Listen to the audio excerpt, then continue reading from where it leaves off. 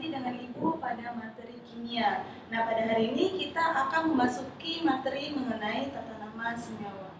Yang akan kita pelajari pada materi tata nama senyawa kali ini, yang pertama yaitu tata nama senyawa anorganik, yang kedua tata nama senyawa organik, yang ketiga contoh soal tata nama, yang keempat persamaan reaksi, yang kelima contoh soal persamaan reaksi. Oke, jadi kita masuk ke tata nama senyawa anorganik. Jadi pada tata nama senyawa anorganik ini sebenarnya ada dibagi menjadi dua, senyawa binder dan senyawa poliatomik. Jadi untuk senyawa binder ini yaitu dia terdiri dari dua jenis unsur yang dalam ikatannya seperti CO2, H2O yang bisa kita lihat dalam sehari-hari, yaitu H2O adalah air. Nah, jadi yang kali ini kita masuk yang pertama yaitu senyawa molekul atau senyawa kovalen binder. Nah, dimana pada pembahasan ikatan senyawa kovalen yang sudah pernah Ibu jabarkan, ikatan senyawa kovalen ini dia terdiri dari unsur non-logam dan non-logam. Nah, pada hari ini kita akan membahas tata nama senyawa dari ikatan senyawa kovalen tersebut. Nah, jadi untuk aturannya dari tata nama senyawa kovalen binder ini, yang pertama unsur yang terdapat terlebih dahulu dari urutan yang sebagai berikut ini.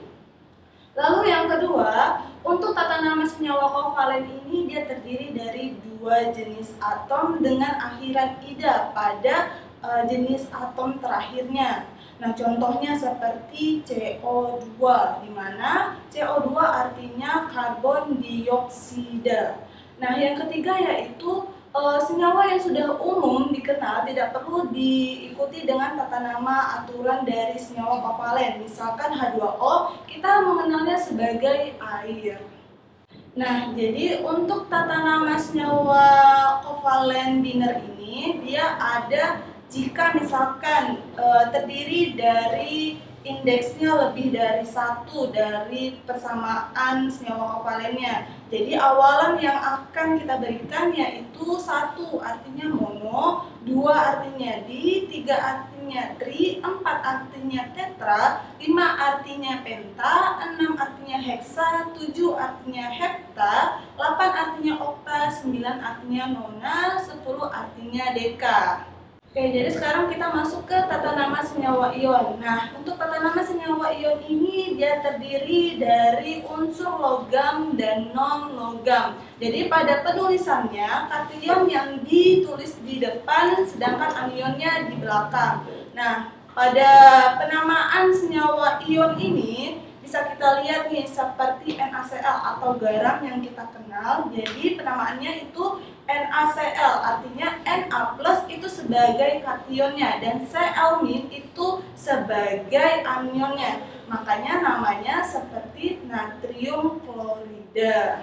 Oke, berikut ini merupakan tabel dari jenis-jenis kation dan jenis-jenis anionnya. Jadi nanti bisa anak-anak lihat jika nanti senyawa ionnya untuk tata namanya bisa dilihat yang ini kationnya dan yang ini anionnya. Oke, kita masuk ke tata nama basa. Jadi untuk tata nama basa ini juga sama dengan penamaannya dari senyawa ion. Nah, untuk tata nama basa ini dia juga terdiri dari kation dan anion. Namun anionnya ini berupa OH atau hidroksida. Nah, contohnya yang bisa kita lihat itu adalah NaOH, di mana dia terdiri dari Na+. Na+ itu adalah kationnya, OH- itu adalah anionnya. Jadi namanya adalah natrium hidroksida. Nah, kita lanjut ke part yang kedua yaitu tata nama senyawa organik. Jadi untuk tata nama senyawa organik ini dia lebih kompleks karena dia terdiri dari senyawa karbon dengan sifat-sifat tertentu yang nanti akan kita bahas lebih lanjut, di mana untuk tata nama senyawa organik ini dia terdiri untuk penamaannya alkana, alkena, dan alkuna.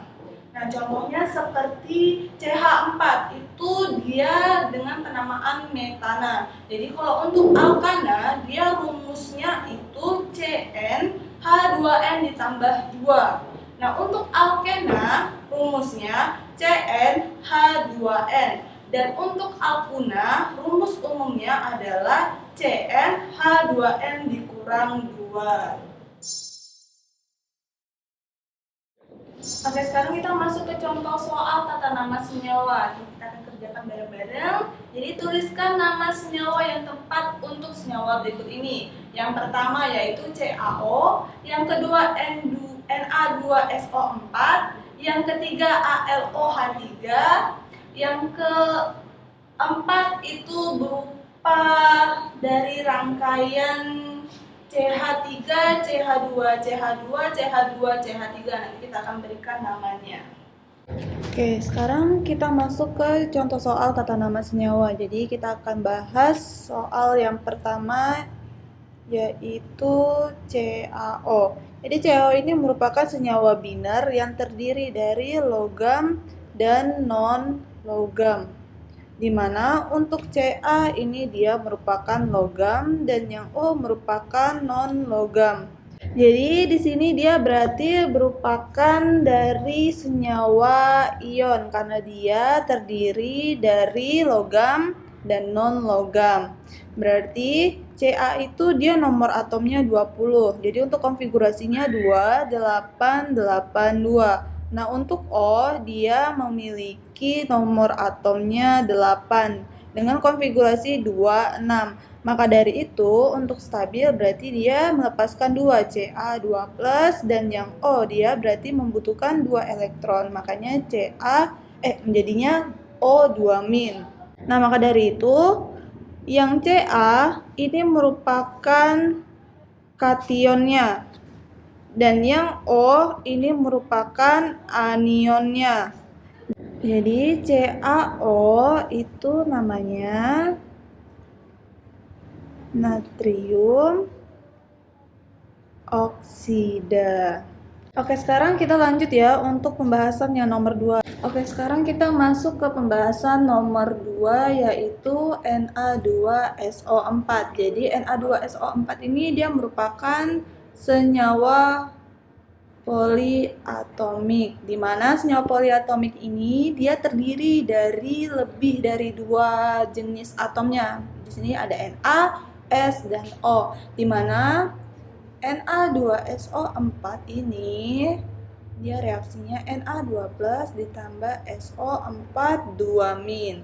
Oke, jadi Na2SO4 ini dia terdiri dari Na2+ ditambah SO4 2-, di mana Na2+ ini dia berupa kation dan SO4 2- ini merupakan anionnya.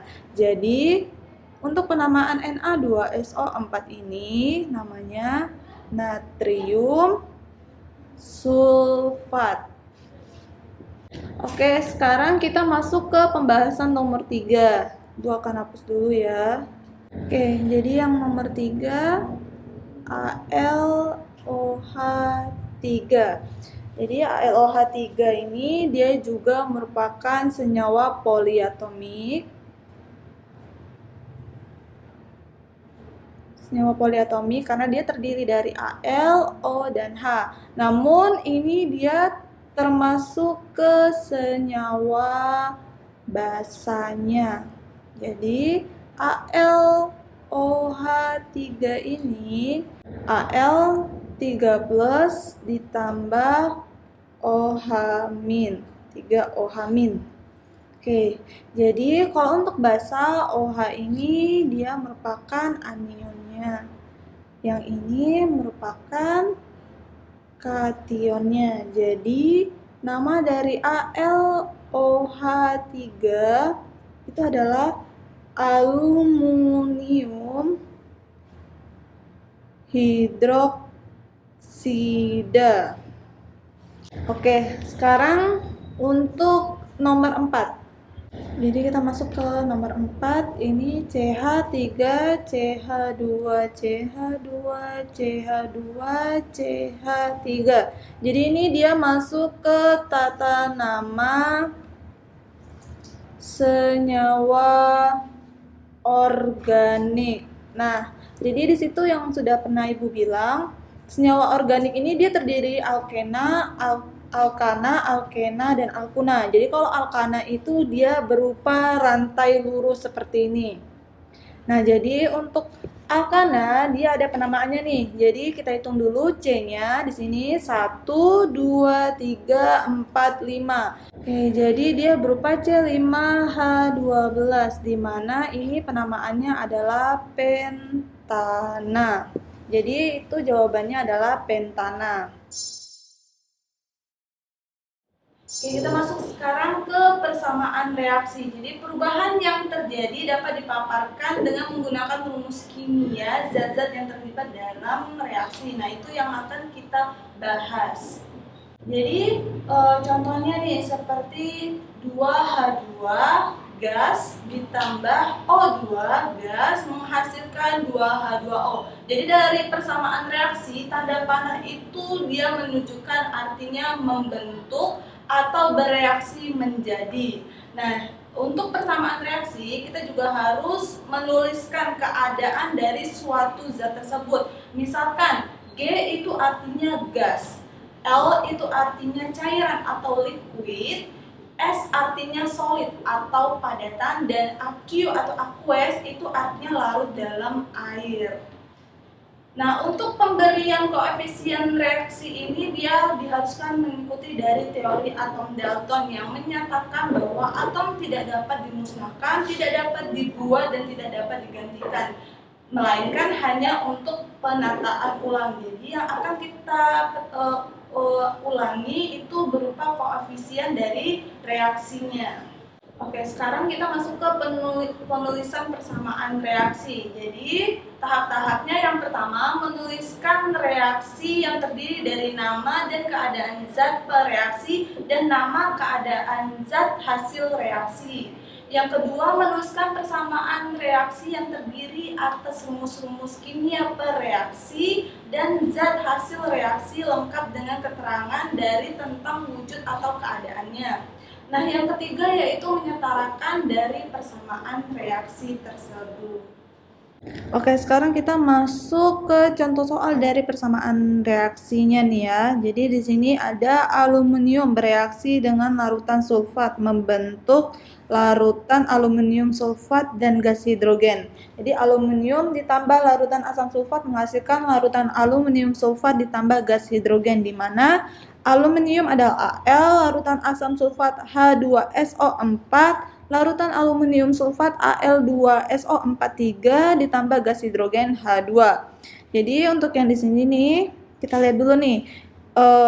Sebelum reaksi dan sesudah reaksinya. Untuk sisi kirinya, dia terdiri dari atom Al, H, S, dan O. Berarti ada 4 Al, H, S, dan O.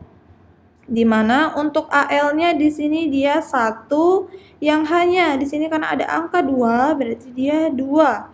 Nah, untuk S-nya karena tidak ada koefisien di depan dan tidak ada angka di belakangnya, berarti dia 1. Dan O-nya karena dia ada angka 4, berarti 4. Nah, untuk sisi kanannya, Al-nya di sini kita lihat nih, Al-nya ada 2, berarti Al-nya 2. Yang H-nya ada angka 2, berarti 2. Nah, untuk S-nya, angka 3 ini maksudnya punya S dan punya O, berarti S-nya dia 3 dan O-nya. Karena 3 juga milik O, berarti 3 kalikan 4 sama dengan 12.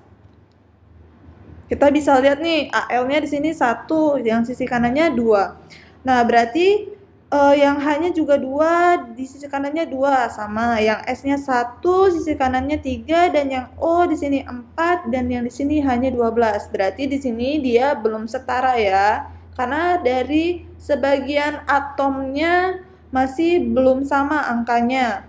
Oke, Ibu hapus dulu.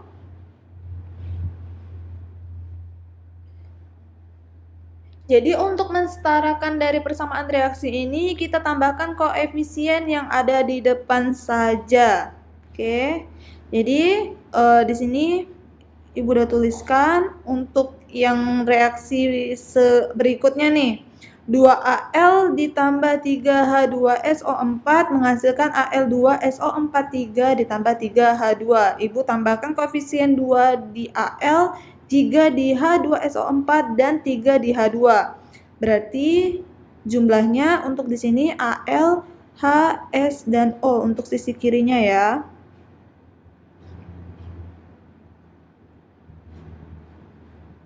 Nah, untuk sisi kirinya Al-nya dia 2. Nah, untuk yang H-nya, karena Ibu tuliskan di sini koefisiennya 3, berarti 3 dikalikan dengan 2, karena H dia ada 2, 3 kali 2 sama dengan 6. Nah, untuk S-nya, 3 ini angka 3 di depan ini berarti dia punya H, punya S, dan punya O. Berarti S-nya juga berhak dia dapat 3. S-nya sama dengan 3. Nah, untuk yang O-nya nih, O-nya di sini 4, di sini 3. Berarti 3 kali 4 sama dengan 12. Nah, untuk sisi kanannya, Al-nya ini 2, yang H-nya nih, di sini ada 3, kita kalikan di sini 3 kali 2 sama dengan 6. Yang S-nya berarti di sini 3 dan yang O-nya di sini 12. Nah, berarti sudah sama semua ya, ini Al-nya 2, masing-masing kiri dan kanannya, S-nya juga 3, H-nya 6, O-nya juga 12. Berarti sudah setara. Berarti reaksi akhirnya dia 2Al ditambah 3H2SO4 AQS menghasilkan, maaf ya, Ibu salah, menghasilkan Al2SO4 3 aqueous tambah 3H2 gas. Kita masuk ke menyetarakan persamaan reaksinya. Jadi banyak dari untuk menyetarakan dari persamaan reaksi itu dengan hanya menebaknya. Tetapi untuk sebagai permulaan atau untuk mempermudah anak-anak semua dalam menyetarakan persamaan reaksi, bisa kita ikuti dengan langkah berikut ini. Jadi yang pertama, tetapkan koefisien dari salah satu zat. Jadi tetapkan yang koefisien dari zat yang rumusnya paling kompleks, yaitu sama dengan 1. Sedangkan untuk yang zat-zat lainnya kita ganti koefisiennya dengan berupa huruf. Nah, yang kedua, setarakan dahulu unsur yang terkait dengan koefisien yang kita buat dengan angka 1 tadi. Nah, yang ketiga, setarakan unsur lainnya. Nah, biasanya akan lebih membantu jika atom disetarakan lebih akhir. Oke, sekarang kita masuk ke contoh soal persamaan reaksi. Yang pertama yaitu setarakan reaksi berikut ini, kemudian buat persamaan reaksinya. Oke, sekarang kita masuk ke contoh soal persamaan reaksi. Yang pertama yaitu setarakan reaksi berikut ini. Kemudian buatlah persamaan reaksinya. Jadi N2 ditambah H2 menghasilkan NH3.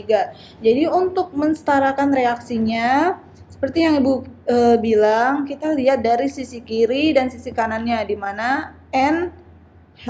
Di sini N dan H, karena dia terdiri dari atom N dan H. Di sini N-nya dia punya koefisien 2, yang H-nya 2. Nah, untuk sisi kanannya, yang di sisi kanannya N-nya karena dia tidak ada koefisien di depan dan tidak ada koefisien yang di belakang, berarti N-nya cuma 1. Nah, untuk yang H karena dia ada angka 3 di belakangnya, berarti dia berjumlah 3. Nah, kita lihat nih, N sama N, H sama H-nya. Di sini N-nya 2, di sini N-nya 1, yang di sini H-nya 2, yang di sini H-nya 3. Berarti dia di sini belum setara. Oke, jadi untuk setarakan, kita lihat dulu nih untuk yang apa yang harus ditambahkan. Misalkan untuk yang N-nya nih, yang di sisi kanannya. Berarti di sini N2 ditambah H2 menghasilkan NH3. Nah, untuk mensetarakan kita tambahkan koefisien yang hanya di depan saja ya. Di sini misalkan di sini N-nya 2, kita tambahkan angka 2 di sini. Berarti jumlahnya N-nya 2, H-nya 2, yang sisi kanannya N-nya 2, hanya 2 kali 3 sama dengan 6. Oke, berarti dia di sini juga masih belum setara. Yang belum setara adalah yang untuk atom hanya. Berarti kita tambahkan nih. Untuk jadi 6 di sini berarti perkalian berapa dari 2 yang menghasilkan angka 6. Berarti N2 ditambah 3H2 menghasilkan 2NH3. Oke, kita lihat dulu ya di sini. Untuk N-nya di sini 2, yang di sini hanya 3 kali 2 sama dengan 6. Untuk sisi kanannya, N-nya ini sama dengan 2, hanya sama dengan 2 kali 3 sama dengan 6. Oke, di sini N-nya 2, yang sisi kanannya juga 2, hanya di sini 6, yang sisi kanannya juga 6. Oke, berarti di sini dia sudah setara. Berarti persamaan reaksinya N2 gas ditambah 3H2 gas menghasilkan NH3 2NH3 gas. Yang kedua, buatlah persamaan reaksi dari larutan natrium hidroksida direaksikan dengan larutan asam fosfat membentuk natrium fosfat dan air. Nah, dibuat persamaan reaksinya dan nanti akan kita setarakan dari persamaan reaksi tersebut. Oke, sekarang kita masuk ke contoh soal yang 2, yaitu buatlah persamaan reaksi dari larutan natrium hidroksida direaksikan dengan larutan asam fosfat membentuk natrium fosfat dan air, lalu setarakan dari persamaan reaksi tersebut. Jadi kita buat dulu nih, larutan natrium hidroksida itu NaOH ditambah, dia karena direaksikan makanya kita tulis tambah ya, dengan larutan asam fosfat. Larutan asam fosfat itu H3PO4 membentuk, berarti dia tanda panah natrium fosfat Na3PO4 dan air H2O. Oke, karena kita sudah buat ini persamaan reaksinya, maka yang akan kita lanjutkan yaitu mensetarakannya, karena di sini dia pasti belum setara. Nah, di sini dia atomnya terdiri dari Na, O, H, dan P. Berarti ada 2 ya, O, P, dan H. Nah, untuk sisi kanannya,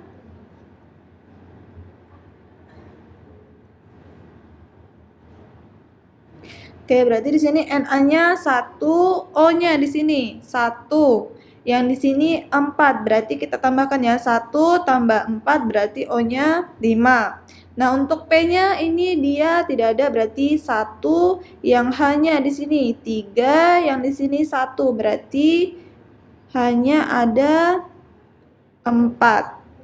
Nah, untuk yang sisi kanannya nih Na, dia sama dengan 3. Untuk yang O-nya di sini 4, di sini 1, berarti dia 5. Nah, untuk P-nya di sini tidak ada angkanya, berarti 1 dan hanya di sini sama dengan 2.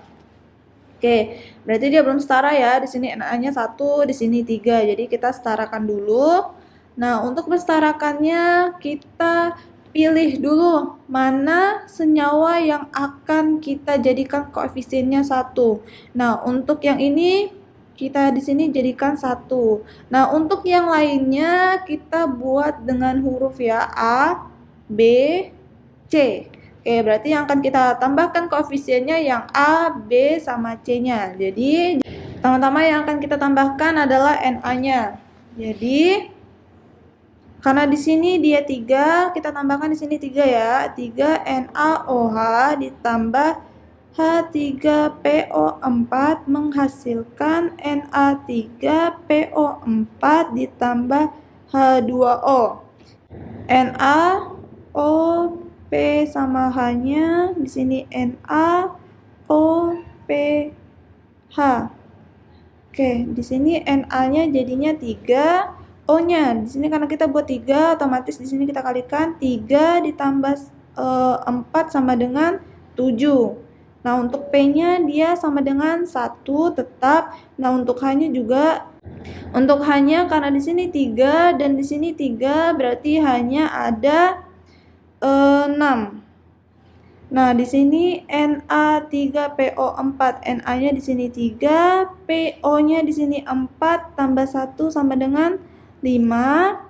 Nah, untuk P-nya di sini tetap 1 dan H-nya di sini ada 2. Oke, selanjutnya yang akan kita tambahkan yang untuk bagian H-nya. Oke, berarti 3NaOH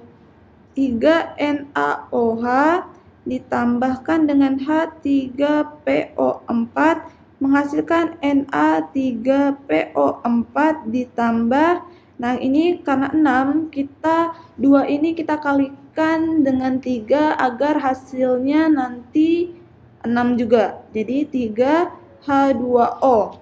Oke, kita hitung lagi di sini. Na-nya di sini 3, O-nya di sini 3, tetap di sini 7. H-nya di sini 3, 6, dan P-nya tetap 1. Nah, untuk yang sisi kanannya Na-nya 3, O-nya di sini 4. Nah, yang di sini karena kita tambahkan 3, otomatis O-nya nambah jadinya 3. 4 tambah 3 sama dengan 7. Nah, untuk H-nya dia 3 kali 2 sama dengan 6 dan P-nya sama dengan 1. Nah, bisa anak-anak lihat sendiri di sini jumlah dari masing-masing atomnya sudah sama ya. Berarti dia sudah setara. Berarti rumusnya jadinya Ibu hapus dulu di sini. Rumus awalnya jadinya 3NaOH. 3NaOH ditambah H3PO4 menghasilkan Na3PO4 ditambah 3H2O. Jadi inilah reaksi yang sudah setaranya. Oke, sekian untuk pembelajaran materi kimia mengenai tata nama senyawa. Ibu harapkan anak-anak semua bisa mengerti untuk materi kali ini. Ibu akhiri, wassalamualaikum warahmatullahi wabarakatuh.